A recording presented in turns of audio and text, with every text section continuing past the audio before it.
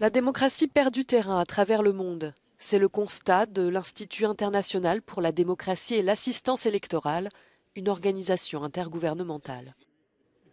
Selon ses recherches, plusieurs pays s'éloignent du système démocratique et penchent vers l'autoritarisme. Ce sombre constat ne vaut pas que pour les États jeunes et fragiles, mais aussi pour les pays établis de longue date, comme l'Inde ou les États-Unis d'Amérique.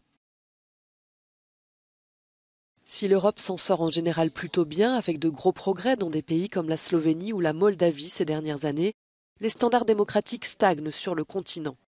Autrement dit, il y a encore des progrès à faire, mais qui ne sont pas réalisés. Pour l'Institut international pour la démocratie, cela peut amener certains citoyens désillusionnés à chercher d'autres moyens de répondre à leurs attentes.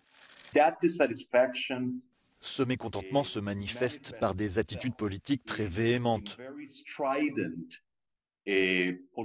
Souvent, ces citoyens choisissent une partie de la population comme bouc émissaire et adhèrent particulièrement au message des partis d'extrême droite. Pour protéger la démocratie, l'Institut international encourage à défendre ceux qui incarnent les sociétés démocratiques, la liberté de la presse, la transparence électorale et l'équilibre des pouvoirs.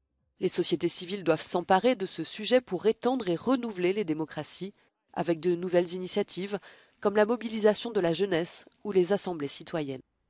Partout dans le monde, il y a des exemples de résilience lorsque la démocratie est menacée ou absente. Les Ukrainiens et leur résistance à la guerre russe, les Iraniennes qui se battent contre une dictature théocratique, ou encore les citoyens chinois et leurs protestations contre la politique zéro Covid du gouvernement.